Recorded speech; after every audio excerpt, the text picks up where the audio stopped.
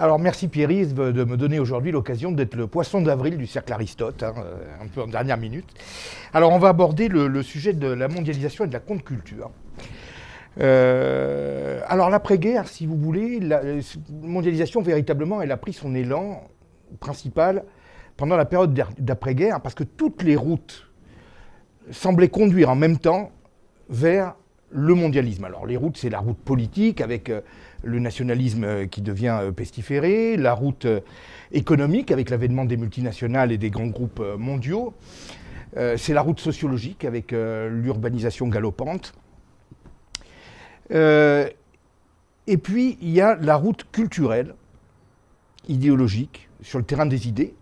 Et l'après-guerre, c'est la grande période de la contre-culture. Et pour beaucoup de gens, la contre-culture n'est pas forcément associée au mondialisme ou à la mondialisation. Et j'en veux pour preuve qu'on a toujours une certaine forme de questionnement, d'interrogation, chaque fois qu'on parle de ces ex-68ards qui sont reconvertis dans les affaires, comme dirigeants de multinationales et autres. Et ça nous paraît toujours un petit peu étonnant, un petit peu bizarre. On ne fait pas toujours le lien direct. Alors je vais essayer de démontrer qu'en fait, ça n'a rien d'étonnant, ça coule même de source. En quoi la contre-culture est véritablement le pendant du mondialisme et en quoi les deux en fait font équipe ensemble pour former un cercle que je considère personnellement non pas comme vertueux mais comme vicieux pour ses effets qu'il produit sur notre civilisation. Alors l'après-guerre, c'est là que tout commence en fait. Elle est caractérisée essentiellement par la hantise de la guerre. C'est ça qui préoccupe essentiellement les populations. Il faut se rappeler qu'à peine 30 ans avant, les 1914, les soldats partaient au front avec la fleur au fusil en chantant. Aujourd'hui, le nationalisme, enfin aujourd'hui en 1945, le nationalisme est au banc des accusés.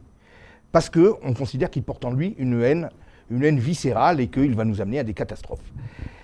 On considère aussi que la guerre est un fléau qui a été dû à l'insuffisance de médiation internationale, avec la SDN qui a failli parce qu'elle était désarmée. Et donc, on crée l'ONU qui est dotée d'une force d'interposition et qui peut mandater des coalitions pour stopper les conflits et punir les agresseurs. Et puis, dans ce contexte, il faut que les nations collaborent en continu, se concertent, partagent ensemble la résolution des problèmes du monde. Et on échafaude tout un millefeuille d'institutions internationales, l'ONU, l'UNESCO, l'OMS, l'OCDE, le FMI, etc., l'OMC, enfin l'OMC c'est en 93, mais il y avait le GATT, le Bureau international du travail, le FAO, etc. Il faut en permanence que les nations collaborent pour résoudre les problèmes du monde, et c'est ça qui va éviter les guerres. Parce qu'il faut faire émerger une conscience mondiale. Et l'Europe, dans ce chapitre, a droit à une particularité, puisqu'elle est considérée comme la mère de toutes les tragédies. Ce fameux nationalisme belliciste qu'on rejette, c'est celui essentiellement des puissances européennes, la France, l'Angleterre, l'Allemagne, l'Italie, etc. Tous ces pays sont suspects, et on va essayer de les pousser, de les forcer à la coopération avec le marché commun, l'ancêtre de l'Union européenne. Et on est dans un contexte où l'Europe sera d'autant plus docile à rentrer dans ce nouveau cadre qu'elle est à terre, et qu'elle ne peut se relever sans l'aide des États-Unis. Et donc le plan Marshall accélère la reconstruction avec pour objectif l'unification future dans l'avenir projetée des nations européennes. On décide de ne pas humilier les vaincus comme on l'avait fait en 19 au traité de Versailles pour éviter que ne ressurgissent les rancœurs, les haines, tout ce qui a poussé à la guerre. On veut faire table rase en fait du passé, repartir comme si de rien n'était sur des bases nouvelles, celle d'une Europe unie, en tout cas l'Europe de l'Ouest, celle qui échappe aux glacis soviétiques derrière le rideau de fer. Et puis, on considère qu'il faut absolument empêcher le retour de la misère, parce que la misère, celle qui est liée à la crise de 29, celle qui a provoqué de tels dégâts sociaux et qui a engendré donc du chômage, c'est cette misère qui a été également l'une des causes principales qui ont attisé les haines et qui ont poussé à la guerre. La guerre, on considère qu'elle aura eu quand même un mérite, c'est que pour perfectionner la machine de mort, les ingénieurs ont fait faire un grand pas, un pas de géant même à l'humanité, avec la télé, la radio portative, l'électroménager, qui se généralisent. Et ils font rentrer les populations de l'Occident tout entier dans un univers de confort, de bien-être, de loisirs, de culture à la portée de tous, et de divertissement. Et la reconstruction apporte à la plupart des gens de nouvelles conditions de logement. avec l'eau chaude, l'électricité, le chauffage central. Le confort se généralise, les populations rentrent dans un univers de bien-être. Le temps passé aux tâches fastidieuses se réduit, et surtout pour les femmes. Et on accorde beaucoup plus de place pour les loisirs, le divertissement, la culture. L'après-guerre, c'est aussi le temps de l'exode rural, de l'urbanisation massive, que décrit si bien Jean Ferrat dans sa chanson « La montagne », que je ne vais pas vous chanter, parce que j'aimerais que vous restiez là.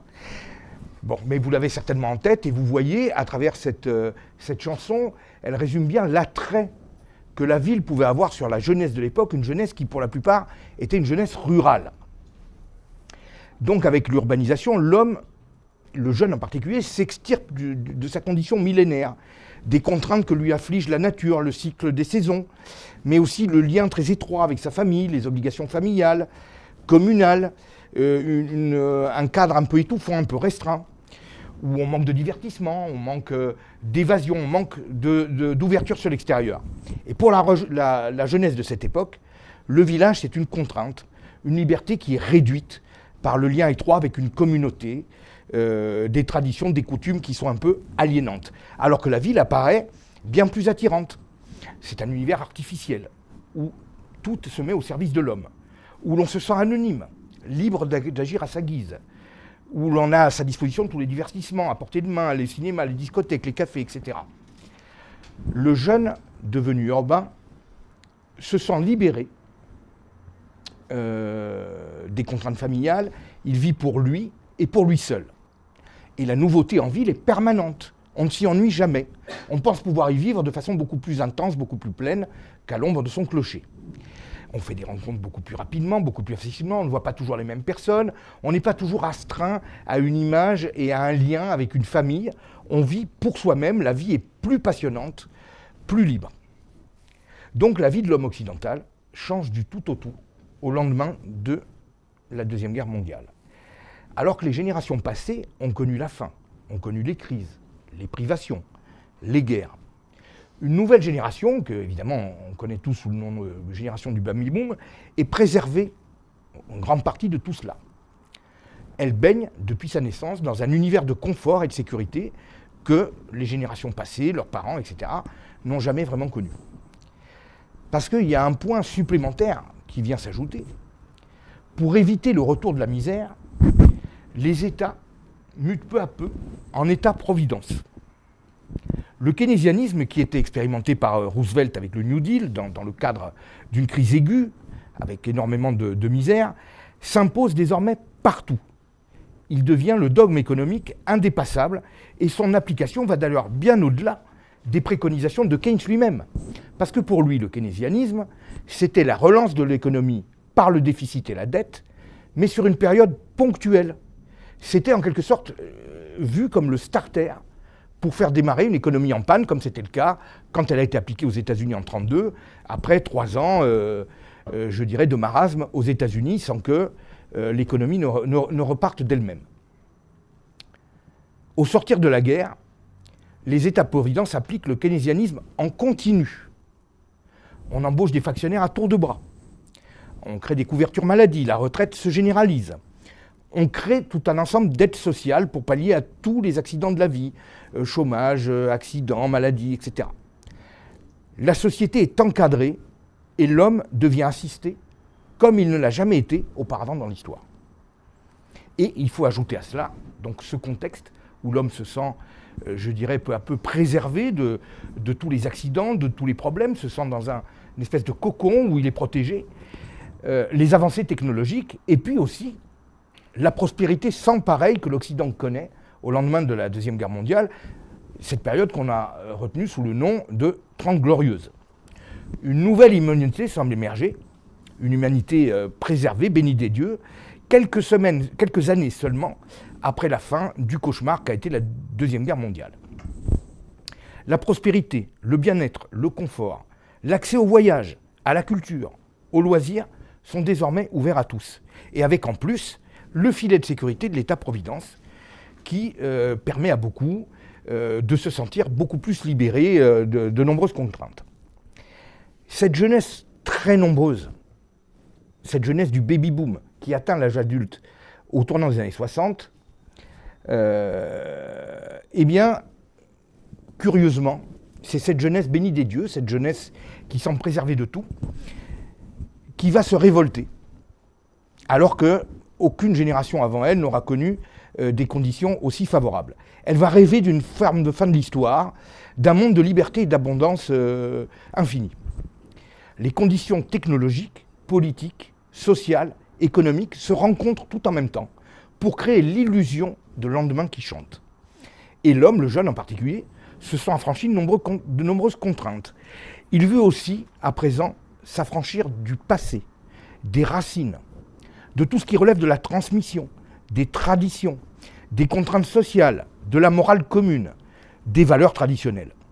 Le jeune baby-boomer, c'est avant tout un individu autonome, centré sur lui-même, qui se croit en mesure de se détacher de tout ce qui le contraint, de tout ce qui l'oblige, et de la condition commune depuis la nuit des temps. Que ce soit la nature, le village, l'église, le prêtre, le professeur, etc. Et le sergent, j'oublie évidemment le sergent, l'armée. Ce sont toutes ces frontières qui bornent son horizon, selon lui, qui lui imposent des tabous, des frustrations, des interdits. Et il se sent en mesure de s'en débarrasser, selon moi, parce qu'il se sent protégé, préservé de tout ce qui peut lui arriver, parce qu'il baigne dans un état-providence qui lui évite de la crainte de l'avenir. Et dans ce contexte émerge ce qu'on a appelé un mouvement vaste, la contre-culture, c'est-à-dire une culture nouvelle, mais qui se singularise de toutes les autres, car elle veut faire table rase de la culture du passé, la culture classique, qu'on juge trop imprégnée d'élitisme, d'autoritarisme, de déterminismes sociaux divers. La contre-culture, c'est une nouvelle culture, mais qui veut pousser sur un sol vierge, qui veut repousser le passé, ne veut plus rien devoir aux générations précédentes, qui sont jugées coupables des guerres et des inégalités, de la misère et de tout le reste. L'intelligentsia de l'époque va bien sûr très rapidement sentir le mouvement et va épouser cette demande et apporter sa caution à cette pulsion émancipatrice qui se répand au sein de la jeunesse en particulier. On croit alors, en fait, à ce moment-là, avec cette contre-culture, à quelque chose de nouveau, quelque chose qu'on n'aurait encore jamais vu dans l'histoire. Et en fait, ces nouvelles idées ne sont que les héritières, un peu le succédané de pensées qui sont bien plus anciennes. Diogène le Cynique de l'école cosmopolite d'Athènes fut le premier à évoquer l'abolition des frontières physiques entre les nations, à vouloir unifier le monde, mais il rejetait également toutes les frontières morales entre le bien et le mal, les frontières esthétiques entre le beau et le laid. Et son disciple, Aristippe, affirmait que le bien se confond avec le plaisir. Quand on veut chercher le bien, il faut en fait chercher la jouissance, le plaisir, le bien-être. Des telles pensées analogues reviennent dans l'histoire par période. Elles sont revenues en particulier à la Renaissance avec Utopia de Thomas More ou avec Erasme, et puis elles reviennent encore, bien entendu, chacun le sait, à l'époque des Lumières, avec Kant, Hegel, Diderot ou l'abbé de Saint-Pierre ou encore Monseigneur de Boisgelin, qui voulait unifier le monde, abattre les frontières par le développement du commerce. Il pensait que le commerce et les échanges internationaux allaient créer un lien qui allait réunifier un peu toutes les nations et par un lien d'intérêt. Donc vous voyez, le cosmopolitisme, c'est quelque chose qui remonte à loin, y compris le cosmopolitisme par le biais marchand. Dans les années 60, c'est un nouveau cosmopolitisme qui surgit, avec au premier rang Sartre et les existentialistes. Alors, je vais citer une célèbre formule de Sartre. L'homme doit composer sa vie comme s'il devait l'écrire sur une page blanche. Et cette phrase, elle traduit, elle résume à merveille l'esprit de l'époque. La page blanche, c'est cet homme urbain qui vient de nulle part, désormais anonyme, délivré du passé, des racines, de la famille, de la tribu, qui s'émancipe de tout déterminisme pour vivre libre, ou penser vouloir vivre libre, la vie telle que lui l'entend. Et c'est l'accomplissement des actions de sa vie qui forge sa personne, qui forge son essence. Ce n'est pas le déterminisme qui fait ce qu'il est ou qui le modèle, c'est ses actions et la succession de ces actions qui forment son existence et qui va finir par constituer son essence. Et c'est comme ça qu'il accède à la vraie liberté. C'est le fameux principe, l'existence précède l'essence, le fameux principe, le leitmotiv des existentialistes. Et la formule est tout aussi fameuse de sa compagne Simone de Beauvoir, indique jusqu'où peut aller cette volonté d'émancipation et d'éradication de tout déterminisme. Simone de Beauvoir, sa formule la plus célèbre, c'est « On ne naît pas femme, on le devient ». Donc, le fait d'être femme, la condition féminine, ne résulte pas tout simplement de la nature, de sa naissance, mais de déterminismes socio-culturels qui sont imposés par la société et par l'entourage. C'est donc une aliénation. Donc, l'idée finale, et vous allez voir à quoi ça nous ramène, c'est de pouvoir, au fond, la finalité, choisir son sexe comme on l'entend. Et on trouve aujourd'hui de curieux prolongements à cette utopie avec tout le mouvement transgenre, le mouvement LGBT, tout ce qu'on a pu voir, par exemple, ce fameux intervenant sur le plateau de Daniel Schneiderman, qui a refusé qu'on l'appelle monsieur, parce que lui considérait qu'il était une femme, et en fait il veut être une femme, et même son apparence fait que c'est pas suffisant pour le juger homme. Bon. Vous voyez un petit peu d'où découle la genèse idéologique de toutes ces choses-là. L'autre courant très important de la contre-culture, à côté de l'existentialisme, c'est le structuralisme. Avec, pour commencer, Lévi-Strauss. Lévi-Strauss fait découvrir le relativisme civilisationnel. D'une civilisation à l'autre, on se rend compte que les valeurs, les interdits, les règles, les tabous ne servent au fond que de viatique à une structure sociale donnée. Elles ne relèvent pas en fait d'une hiérarchie, d'une transcendance universelle, d'une vérité éprouvée partout, ni aucune loi naturelle. Elles ne font que justifier, chapeauter, consolider une structure civilisationnelle particulière et justifient une organisation sociale particulière. Lévi-Strauss accentue donc la tendance au relativisme des valeurs dans une société qui commence déjà à se poser beaucoup de questions. Alors pourquoi cette société se pose des questions? Parce que les voyages se démocratisent, les télécommunications sont beaucoup plus performantes, l'information circule beaucoup plus vite et à l'échelle du monde. Et tout ça influe en particulier sur une jeunesse qui perd le sens du sacré et des valeurs. Beaucoup de jeunes perçoivent désormais la diversité du monde, confrontent les mœurs, les coutumes, les habitudes, les valeurs morales. Ce qui est sacré ici n'a finalement aucune valeur à quelques centaines de kilomètres de distance. Donc cela a de quoi remettre en cause bien des idées reçues, bien des tabous, bien des interdits. Les années 60 et la contre-culture, c'est d'ailleurs la grande époque de ce qu'on a appelé les road trips, de la quête d'évasion vers des horizons lointains, des voyages, des séjours initiatiques. Et on parle à l'un des livres phares de la contre-culture, Sur la route de Jacques Kerouac. Voilà. C'est un livre qui va inspirer toute une génération, qui n'est pas du tout un livre politique, hein, mais c'est simplement un récit d'une aventure sur la route 66 où on se balade, on s'arrête, on est en groupe, on s'arrête, on rencontre des Indiens, des Afro-Américains, des marginaux, on vit des expériences sexuelles tout à fait particulières, on s'enfume un petit peu dans la marijuana et disons qu'on essaye de vivre une vie qui est débarrassée de toute contrainte et qui va à la rencontre de ce que le monde peut offrir comme diversité. Et ce livre et ce récit a séduit énormément de gens, je ne sais pas combien de millions d'exemplaires il s'est vendu à travers le monde, et il a été véritablement le livre de chevet de toute une génération qui voulait vivre un petit peu cette vie d'aventure. Et au cinéma, il y a eu des retranscriptions avec par exemple le film Easy Rider, je ne sais pas si vous l'avez vu, avec Bob Hopper, enfin les Harley Davidson, la route 66, etc. Tout ça, ça fait rêver. Et surtout cette vie de bohème, cette vie d'aventure, cette vie au contact de tas de modes de vie différents. C'est véritablement ça qui a séduit la jeunesse de l'époque. Tous ces voyages, ils donnent aux jeunes l'occasion de valider le prisme idéologique de Lévi-Strauss qui devient, pendant ces années-là, la grille de lecture de toute une génération. Peu à peu, dans le monde, dans la société, les certitudes se défont, les a priori, les valeurs. Lévi-Strauss disait « Il est normal que chacun considère que sa société, son mode de vie, est meilleur que celui des autres. » C'est ce qu'il disait. Mais cette formule, elle n'a pas pour fin de conforter la foi dans ses propres valeurs. Au contraire, elle cherche à les relativiser. Elle cherche à le relativiser parce qu'elle va dire, voilà, vous croyez en ça, etc. Mais les autres y croient en d'autres choses.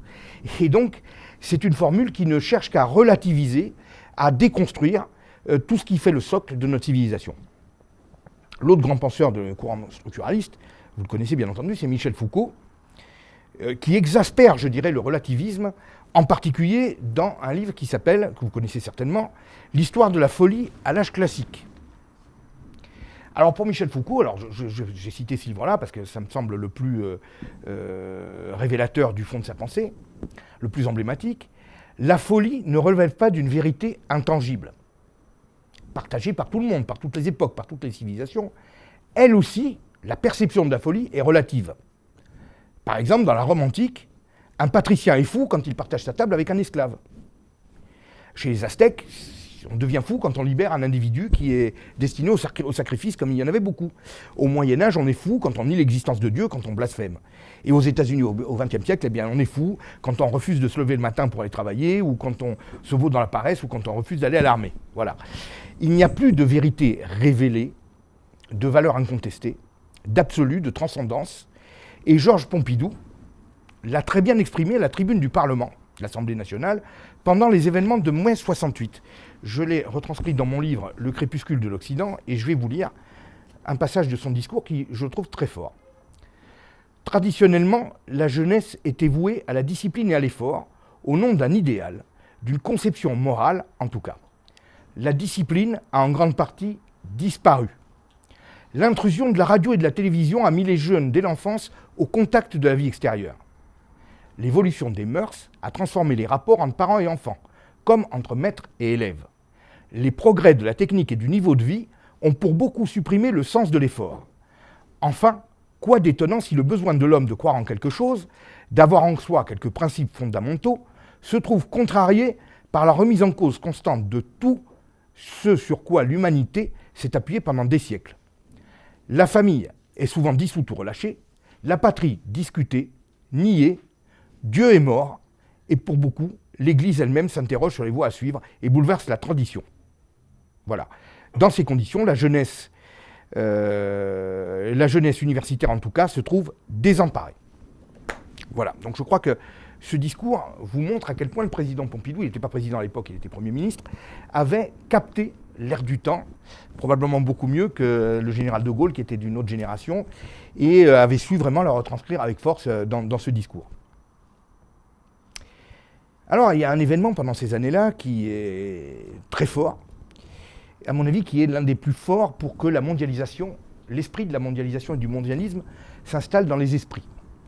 En juillet 69, l'humanité, rivée devant ses écrans, toute l'humanité rivée devant son écran, se voit tout entière et unie comme une petite planète sur son écran de télévision. Évidemment, c'est l'Odyssée sur la Lune d'Apollo. La conscience mondiale sonna tout d'un coup dans les esprits de tout le monde comme une réalité qui devient tangible, visible. L'homme, dégagé de ses barrières ancestrales, dégagé de ses frontières naturelles, pouvait aller loin, découvrir de nouveaux horizons, aller plus loin que personne n'a pu jusqu'à présent aller. Plus rien ne pourrait l'arrêter. La démocratisation de l'aviation civile, de la télévision, du téléphone avait déjà grandement rapproché les peuples. Mais désormais, tous se connaissent, se côtoient, participent aux mêmes événements, aux mêmes célébrations, aux mêmes tragédies, à travers la radio, la télé.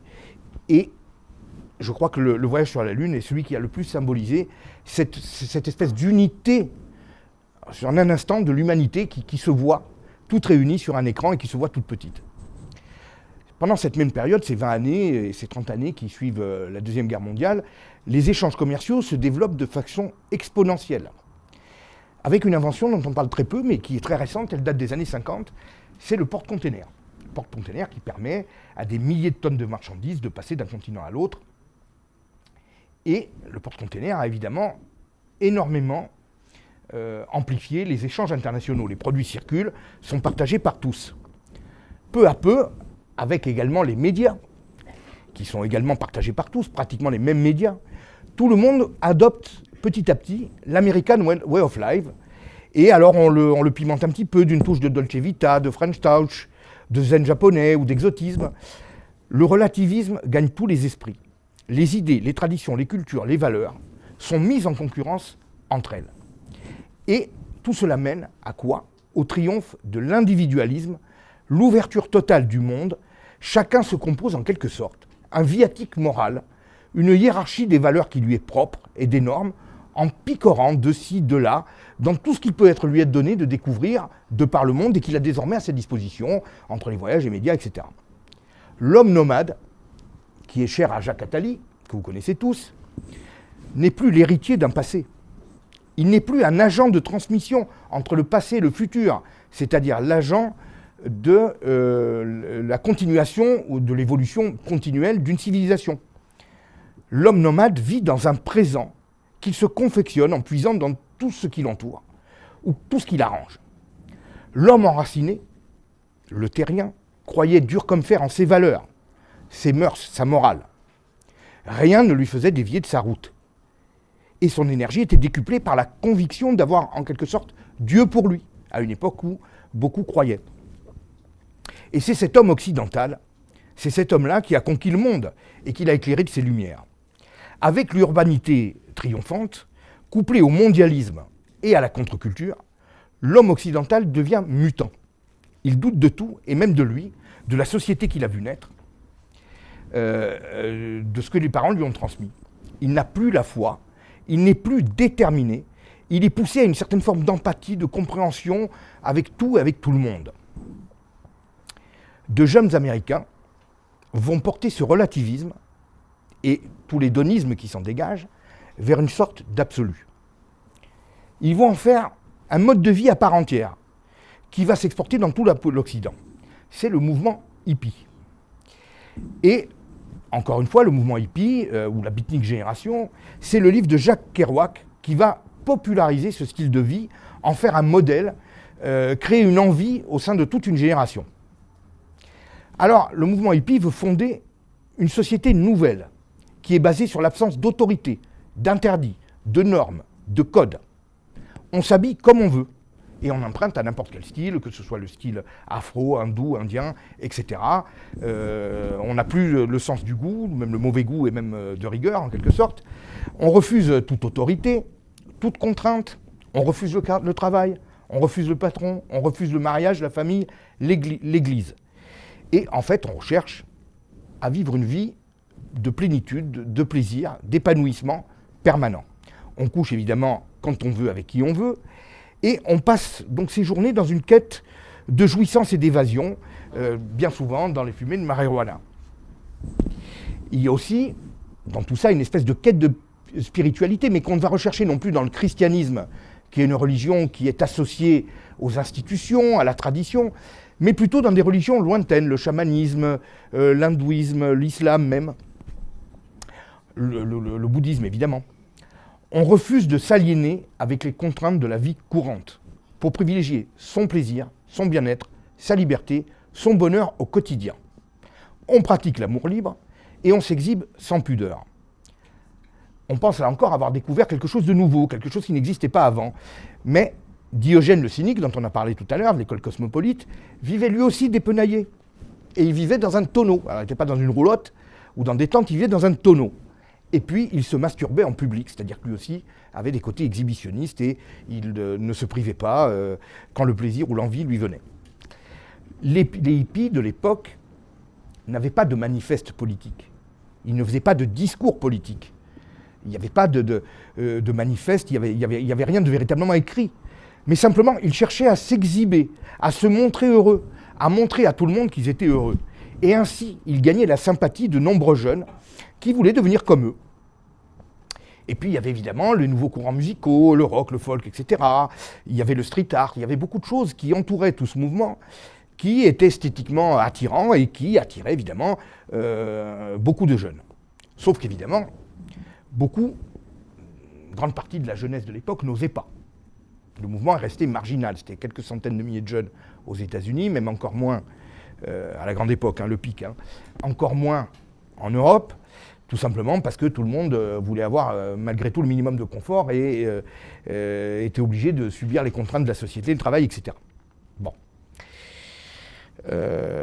Alors, un certain nombre de jeunes partagent, mais le mode de vie hippie, le temps d'un festival, par exemple, ou Woodstock, l'île de White, ou un week-end, etc. Bon. Sans vraiment devenir hippie jusqu'au bout, beaucoup commencent à voir la vie autrement. Beaucoup, en fait, font des concessions, des aménagements entre leur vie classique, leur vie de contrainte, et la vie de la liberté absolue du monde hippie. Désormais, chacun veut vivre pour lui-même, comme il l'entend, et cherche à s'affranchir, autant qu'il le peut, le plus possible, de l'État, du patron, du curé, du professeur, du père, du proviseur, du sergent, de tout ce qu'il pense aliénant, et chacun essaye de trouver dans sa vie la possibilité de s'affranchir un petit peu de tout ce qui est pour lui un étouffement, et cherche plutôt à s'épanouir dans les loisirs, dans le plaisir, dans les divertissements. Il y a en fait une mutation de la personne humaine, en quelque sorte. Il y avait jusqu'à présent l'homme moderne qui était né avant la Deuxième Guerre mondiale et parfois bien avant. C'était un homme qui croyait en l'avenir, un homme qui croyait au progrès, qui faisait confiance aux institutions, qui était capable, pour construire sa vie sur le long terme, de faire des sacrifices, de dominer ses envies, ses instincts, ses pulsions. Sa vie tout entière était conditionnée à son appartenance au corps social. Et il était prêt à faire beaucoup de contraintes pour ça. Et c'est cet homme-là qui a apporté à l'humanité la démocratie, la liberté et le capitalisme industriel. Mais cet homme-là, au lendemain de la Deuxième Guerre mondiale, il disparaît peu à peu. Il cède la place à l'homme postmoderne, qui est né donc au sortir de la guerre, et qui, lui, est le pur produit des Trente Glorieuses, des États-providence, de la mondialisation et de la contre-culture. C'est lui, cet homme postmoderne, qui peu à peu gagne du terrain dans la société, jusqu'à devenir aujourd'hui probablement majoritaire, et qui devient la cellule constitutive, l'ADN de notre monde actuel. Cet homme postmoderne, il ne croit plus en l'avenir, il ne croit plus aux institutions, il ne croit plus aux religions, il ne croit plus aux idéologies, il est blasé de tout, il n'a pas la patience de planifier sa vie, de subir des contraintes pour espérer un retour, pour un avenir dont il ne sait pas s'il sera véritablement bénéfique. Il vit en fait dans le présent. Il vit de ses passions, de ses envies. Il ne tolère plus la moindre entorse à sa liberté intégrale. Il refuse tout ce qui va à l'encontre de ses envies, de son plaisir. Il est hyper individualiste. Il est un égro surdimensionné.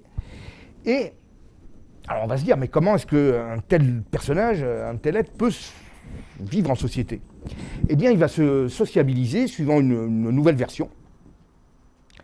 C'est ce que Michel Maffesoli a appelé les néo-tribus. C'est-à-dire, il va se rassembler dans des néo-tribus, des tribus, qui n'ont rien à voir avec les tribus à l'ancienne. Les tribus à l'ancienne, on naissait dedans et on y était astreint toute sa vie. On vivait dans ce cadre restreint. Les néo-tribus, c'est des tribus qu'on se choisit, en fonction de ses goûts, de ses passions, de ses affinités. Et c'est des tribus, on peut en avoir plusieurs, hein, on vit sa vie personnelle dans le cadre de ces néo-tribus, en les choisissant, et on peut changer de néo-tribu comme on veut, quand on veut. C'est des tribus qui rassemblent les gens pour des passions, des envies, des plaisirs. Ce sont des cercles où l'on s'épanouit. Et c'est cette sociabilisation-là qui est la sociabilisation que les individus d'aujourd'hui considèrent comme épanouissante, à côté de la sociabilisation que je dirais institutionnelle, l'État, les syndicats, les grandes structures, etc., qui, elle, est considérée comme frustrante. Notre société d'aujourd'hui, c'est une société qui est composée de myriades de néo-tribus.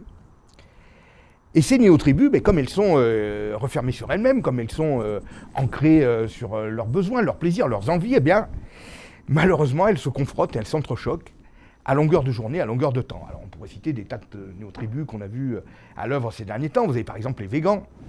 Les végans qui considèrent que, comme les animaux souffrent dans les abattoirs, eh bien, il faut interdire la viande. Et qu'est-ce qu'on fait ? On casse les boucheries, on fait œuvre de violence. On ne va pas vers la concertation, vers la discussion. Non, tout de suite, on veut imposer ce qu'on considère comme la vérité. On a une autre tribu, évidemment, ça vous la connaissez, c'est l'islam, hein, qui veut imposer certaines de ses préceptes à la société tout entière. Et l'extrémité de l'islam, évidemment, use de violence pour ça. Vous avez, on l'a vu dans l'actualité récente, hein, les forains, par exemple, les forains estiment que leurs prestations doivent être faites au centre-ville. Si le centre-ville ne s'ouvre pas à eux, on casse tout. Donc, plus de concertation, chacun pense qu'il est dans son bon droit. Chaque néo-tribus pensent que ces valeurs sont des valeurs qui doivent s'imposer à tous. La société n'est donc plus un lieu d'apaisement, plus un lieu de dialogue, de concertation, de concorde. L'enfer, c'est l'autre. Et c'est un peu l'enfer, c'est la tribu des autres qui ne veut pas admettre ce que nous, on veut répandre dans la société ancienne, dans la société entière. C'est la contre-culture qui est associée au mondialisme qui conduit directement à cette situation. L'homme est devenu un ego sacralisé, tyrannique, quasi divinisé. Le désir de chacun est devenu l'horizon indépassable. Le bien est assimilé à la jouissance satisfaite de chacun, comme le prenait Aristippe, donc, comme on l'a vu tout à l'heure, dans l'Antiquité grecque. Et la société ne demande plus guère à l'État que la production permanente et continue de nouveaux droits pour tout le monde. Qu'est-ce qu'on demande à l'État ? De produire de nouveaux droits pour les LGBT, pour ci, pour là. C'est une société qui ne fait plus qu'exiger des droits, qui n'est plus une société de concertation où l'intérêt général prime. Chacune des néo-tribus, et les néo-tribus les plus fortes, exigent de nouveaux droits de l'État. Mais ce que l'individu qui se croit sacralisé, qui se croit libre, comme il ne l'a jamais été, ne réalise pas encore tout à fait, c'est qu'il est de nos jours, et par ce truchement-là, devenu le jouet des nouvelles puissances. Les nouvelles puissances qui s'imposent sur la ruine de tout ce qui se délite, les nations, les États, les églises, les institutions. Et ces nouvelles puissances qui s'imposent à tous, eh bien ce sont les GAFA, ce sont les multinationales, ce sont les grandes banques internationales. Les puissances marchandes, derrière la puissance des États et la puissance des nations qui se délitent, c'est pas le vide d'autorité, c'est la puissance marchande qui s'impose, qui s'affirme plus que jamais comme le maître du monde. Et ces puissances marchandes règnent sur des milliards d'individus de plus en plus isolés, de plus en plus centrés sur leurs égos, leurs besoins de jouissance. Et j'en veux pour preuve un article récent du pédopsychiatre Stéphane Clerget dans Atlantico qui expliquait que jamais les jeunes n'ont été aussi seuls alors qu'ils ont des milliers d'amis sur Facebook, alors qu'ils sont en permanence en contact avec le smartphone. Jamais les jeunes et les adolescents ne se sont sentis aussi seuls.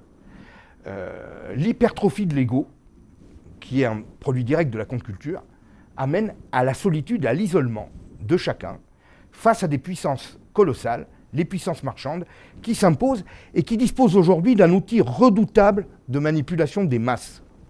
Et cet outil redoutable, selon moi, c'est le marketing.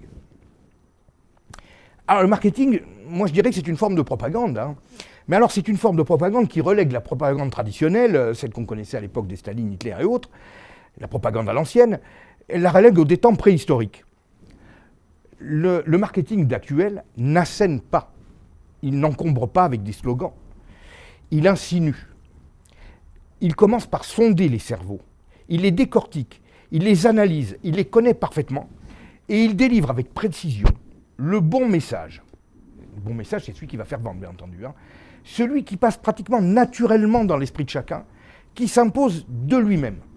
Le marketing agit essentiellement, je dirais, dans l'ombre, par la séduction, et il agit sur le cerveau reptilien, c'est-à-dire là où siège l'inconscient. L'inconscient qui est bien moins capable de réagir que le cerveau rationnel.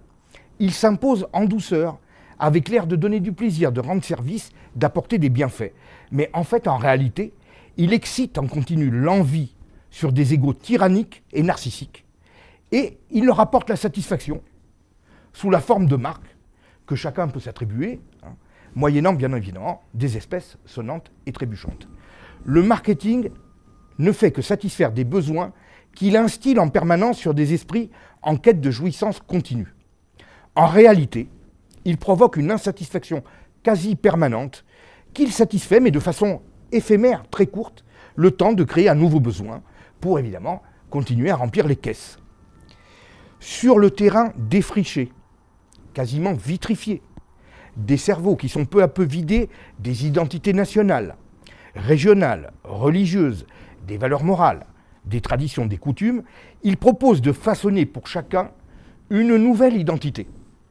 Parce que les multinationales, qui sont aussi bien des cerveaux, savent bien que l'être humain est en quête permanente d'identité. On ne peut pas le vider de son identité complètement.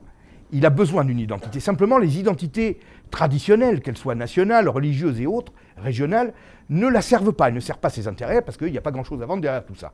Donc, elles veulent recréer de nouvelles identités, mais une identité payante, composée de marques qui deviennent des produits totems pour satisfaire le narcissisme de chacun. Je ne sais pas si vous vous rappelez tous d'une publicité qui est sortie il y a quelques années, qui à mon avis est vraiment éclairante, un slogan « Je suis une femme Barbara Gould ». C'est ce que disait une publicité. Alors ça a l'air de rien, ça a l'air un peu bébête, mais non, c'est très important. Ça veut dire « je suis moi-même une partie de ce qu'est la marque ». C'est-à-dire que la marque, à travers un message, elle diffuse une image, elle diffuse des valeurs, et en achetant, eh bien on s'approprie de l'identité de la marque. Et donc, on se façonne une identité avec des marques. Voilà. Et vous, aujourd'hui, alors est-ce que vous êtes plutôt BM ou est-ce que vous êtes plutôt Mercedes? Est-ce que vous êtes plutôt Dior ou est-ce que plutôt Versace? Est-ce que vous êtes plutôt Real ou PSG? On s'attribue des marques. On s'attribue. Aujourd'hui, on parle comme ça, on se dit, mais vous êtes plutôt ci, vous êtes plutôt là. Parce qu'on s'attribue des marques, des logos, des enseignes, comme des éléments de son identité. Et pour savoir comment est une personne, eh bien, on cherche à savoir comment elle s'habille, qu'est-ce qu'elle se met, qu'est-ce qu'elle achète, qu'est-ce qu'elle lit, enfin, qu'est-ce qu'elle regarde, quels sont ses clubs de foot préférés, etc., etc.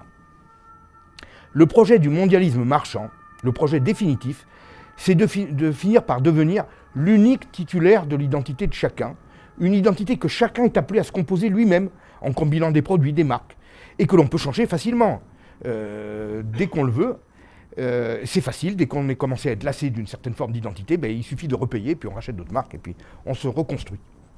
La contre-culture et la déconstruction qu'elle a amenée, l'isolement de chacun à laquelle elle conduit, offre un terrain vierge et facile à conquérir par les puissances marchandes gigantesques que la mondialisation a créées. Désormais, ces puissances marchandes peuvent posséder les cerveaux débarrasser des contraintes, des interdits, des identités classiques et les manipuler au mieux de leurs intérêts. La contre-culture a produit l'individu libéral libertaire et on conduit directement à la société hyper-marchande et mondialiste dans laquelle nous vivons aujourd'hui. Je voudrais citer un homme qui, à mon avis, sert de modèle, de symbole de tout ça. Je ne sais pas si vous le connaissez, c'est Jeremy Rubin. Dans les années 60, il était le fondateur d'un parti qui s'appelait le Youth International Party, qui luttait contre la guerre au Vietnam, pour la libération sexuelle, la libération des minorités, la libération des mœurs. Dans les années 60, il mobilisait beaucoup de jeunes autour de lui. Dans les années 80, il est devenu l'un des principaux actionnaires de la société Apple. Et qu'est-ce qu'il disait? Une société qui abolit toute aventure laisse pour seule aventure possible son abolition.